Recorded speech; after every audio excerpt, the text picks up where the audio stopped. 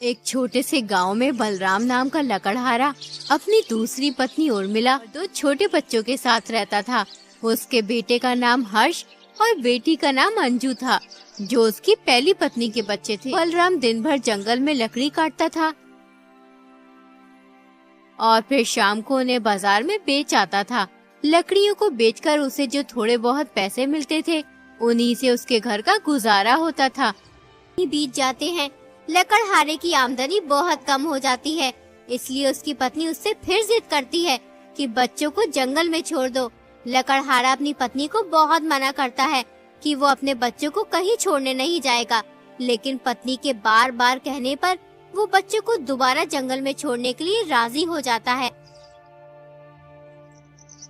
अगले दिन लकड़हारा दोबारा अपने बच्चों और पत्नी के साथ जंगल की ओर निकल पड़ता है। इस बार वो जंगल में बच्चों को बहुत अंदर ले गया होता है।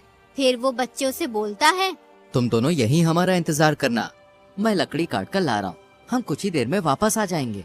लकड़हारा दोनों बच्चों को उस घने जंगल में छोड़कर अपनी पत्नी के साथ घर चला आया। बच्चे काफी देर तक अपने पिता के आने का इंतजार करते रहे। अंत में थककर दोनों बच्चे उसी जंगल में सो जाते हैं।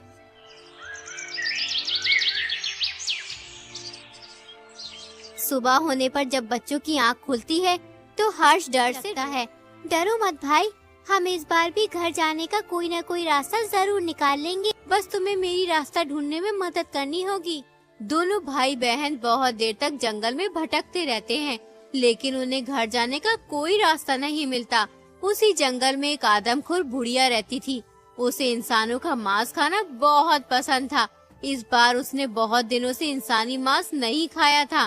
पता नहीं इंसानों को क्या हो गया है जो अब इस जंगल में नहीं आते। रोज रोज मैं उल्टी सीधी चीजें खा खा कर परेशान हो गई हूँ। अब तो मुंह का स्वाद भी खराब हो गया है। सालों हो गए हैं इंसानी मांस खाए हुए, अब रहा नहीं जाता। अगर मुझे इंसानी मांस खाना है तो मुझे इस जंगल से बाहर जाना ही होगा। उसके बाद वो बुढ़िया इंसानों की तलाश में निकल जाती है। तभी उसकी नजर हर्ष और अंजू पर पड़ती है। उन्हें देखकर वो सोचने लगती है, अरे आज तो ऊपर वाला मुझ पर बहुत मेहरबान है। मैं इंसानों को जंगल के बाहर तलाश करने जा रही थी, लेकिन ये तो खुद चलकर मेरे पास आ रहे हैं, वो भी एक साथ दो इंसानी बच्चे। अब मुझे किसी भी तरह इन बच्चों को अपने जाल में फंसाना होगा, उसके बाद मैं इन्हें खाऊंगी। वो आदमखोर बुढ़िया जल्दी से अपने घर जाती है और अपने घर के बाहर बहुत सारी मिठाइयाँ और खाना रख देती है। हर्ष और अंजू अपने घर का रास्ता तलाश करते हुए उस बुढ़िया के घर पहुंच जाते हैं। जब उनकी नजर बुढ़िया के घर के आगे रखी मिठाइयों और खाने पर पड़ती है तो हर्ष अंजू से कहता है, दीदी देखो, उस घर के आगे कितना सारा भोजन और मिठाइयाँ रखी हैं। इतना सारा भोजन मैंने कभी नहीं देखा। देखने में तो ये भोजन बहुत ही स्वादिष्ट लग रहा है। क्या हमें ये भोजन खाना चाहिए? मुझे तो बहुत तेज भूख लग रही है। भूख तो मुझे भी लग रही है और खाली पेट हम अपने घर का रास्ता भी तलाश नहीं कर सकते, इसलिए हमें ये भोजन खाना ही होगा। लेकिन होशियार रहना, कोई हमें भोजन खाता हुआ देख न ले। दोनों बच्चे खुशी खुशी घर के बाहर रखी मिठाइयाँ और भोजन खाने लगते हैं। थोड़ी ही बुढ़िया अपने घर से बाहर आती है। बुढ़िया को देखकर दोनों बच्चे डर जाते हैं। मेरे प्यारे मासूम बच्चों, डरो मत, इसे अपना ही घर समझो। ये सब मिठाइयाँ तुम्हारे लिए ही हैं। जितना जी चाहे उतना खा लो। वैसे तुम इस घने जंगल में अकेले कर क्या रहे हो? तुम्हारे माता पिता कहाँ हैं? दादी, हम इस जंगल में फंस गए। हमें अपने घर का रास्ता नहीं मिल रहा है। हम कब से अपने घर का रास्ता तलाश कर रहे हैं, लेकिन हमें अभी तक अपने घर का रास्ता नहीं मिला। ऐसा लगता है जैसे हम इस घने जंगल में फंस गए। घबराओ मत मेरे बच्चों, तुम्हें तुम्हारे घर का रास्ता जरूर मिल जाएगा। थोड़ी देर के बाद दिन ढलने वाला है, इसलिए तुम्हारा इस जंगल में यूँ अकेला फिरना सही नहीं है। यहाँ बहुत ही खतरनाक जंगली जानवर रहते हैं। तुम दोनों मेरे घर के अंदर चलो और कल सुबह अपने घर का रास्ता तलाश कर लेना। बुढ़िया दोनों बच्चों को बहकाकर अपने घर के अंदर ले जा। फिर बुढ़िया उन्हें बहुत अच्छा खाना खिलाती है। 2 दिन से बच्चों ने कुछ नहीं खाया था, इसलिए दोनों बच्चे खूब खाना खाते हैं। उन्होंने आज पहली बार इतना सारा और स्वादिष्ट खाना खाया था। खाना खाकर दोनों बच्चे सो जाते हैं क्योंकि वो दोनों बहुत थके हुए थे। बच्चों को सोता देख बुढ़िया सोचती है, आज तो मजा ही आ जाएगा। आखिरकार आज मुझे इंसानी मांस खाने को मिल ही जाएगा। कब से तरस रही थी मैं इंसानी मांस खाने के लिए। अब मैं इन बच्चों को खूब अच्छे से पकाकर खाऊंगी।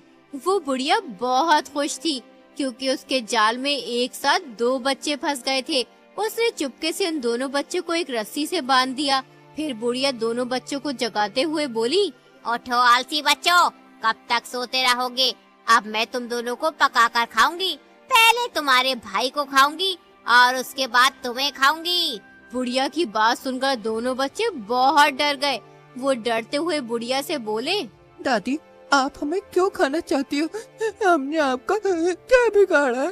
चुप कर छोटे बच्चे, तुमने मेरा कुछ नहीं बिगाड़ा। मुझे इंसानी मांस खाना बहुत पसंद है, इसलिए मैंने तुम्हें कल अपने जाल में फंसाया था। लेकिन मांस पकाने के लिए घर में लकड़ी तो है ही नहीं। पहले मैं जल्दी से जंगल से लकड़ी ले आती हूँ, फिर तुम्हारा मांस पकाकर खाऊंगी।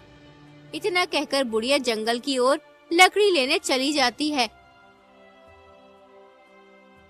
वो दोनों बच्चे जोर जोर से चिल्लाने लगते हैं, कोई हमें यहाँ से बाहर निकालो, किसी को हमारी आवाज आ रही है, हमारी मदद करो, वरना ये बुढ़िया हमें मार कर खा जाएगी।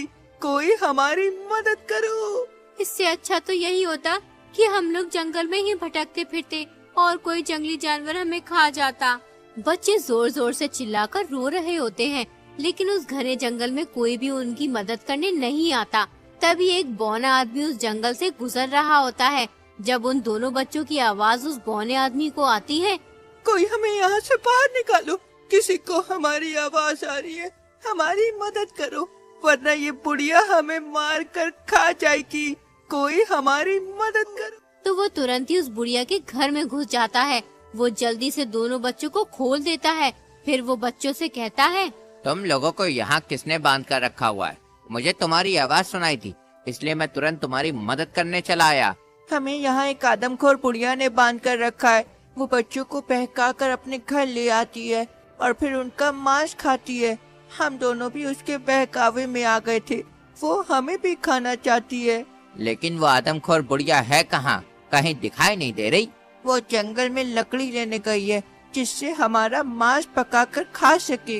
वो लकड़ी लेने बहुत देर की गई हुई है, कुछ ही देर में वो आने वाली होगी। इसका मतलब इस बुढ़िया ने बहुत से मासूम बच्चों की जान ली है। इसे सबक सिखाना पड़ेगा। तुम एक काम करो, इस बुढ़िया के घर में जो भी कीमती चीज है सब निकाल लो और किसी झोले में भर लो। बौने आदमी के कहने पर दोनों बच्चे बुढ़िया के घर में खूब लूट मचाते हैं। बुढ़िया ने तरह तरह के हीरे मोती, जेवर और बहुत सी कीमती चीजें जमा करके रखी थी। दोनों बच्चों ने सारे जेवर, हीरे मोती झोले में भर लिए। उतने में ही वो बुढ़िया आ जाती है। बुढ़िया को देखकर सभी छुप जाते हैं। जब बुढ़िया को वो दोनों बच्चे नहीं दिखते तो उसके होश उड़ जाते हैं। अरे वो दोनों बच्चे कहाँ गए? मैंने कितनी मेहनत से उन्हें पकड़ा था, वो दोनों मेरी सारी मेहनत पर पानी फेर कर भाग गए। बुढ़िया बच्चों के भागने का दुख मना ही रही होती है कि एकदम बौना आदमी और दोनों बच्चे चुपके से पीछे से आते हैं और आदमखोर बुढ़िया की खूब पिटाई करते हैं। वो तीनों बुढ़िया को इतना मारते हैं कि उसे लहू लुहान कर देते हैं, फिर वहाँ से भाग जाते हैं। हाय, कमबख्तों ने मार डाला। ये बच्चे तो मेरे भी उस्ताद निकले, मार मार कर मेरा बुरा हाल कर उधर वो दिया। बौना आदमी दोनों बहन भाइयों को अपने घर ले आता है। फिर वो आदमी बच्चों से पूछता है, तुम उस घने जंगल में क्या करने गए थे? वहाँ लोग बहुत ही कम जाते हैं। अगर किसी को बहुत जरूरी काम होता है तभी लोग वहाँ पे जाते हैं। मैं समय पर नहीं पहुँचता तो वो बुढ़िया तुम्हें पकाकर खा जाती। तुमने हमारी जान बचाई, इसके लिए हम आपके शुक्रगुजार हैं। हम आपका ये एहसान जिंदगी भर नहीं भूलेंगे। फिर अंजू जेवर और हीरे मोतियों से भरा झोला उस बौने आदमी को दे देती है। बौना आदमी बहुत ही ईमानदार होता है, इसलिए वो सोने के 3 हिस्से करता है। एक हिस्सा खुद लेता है और बचे हुए 2 हिस्से दोनों बहन भाई को देता है। उसके बाद वो दोनों बच्चों को विदा कर देता है।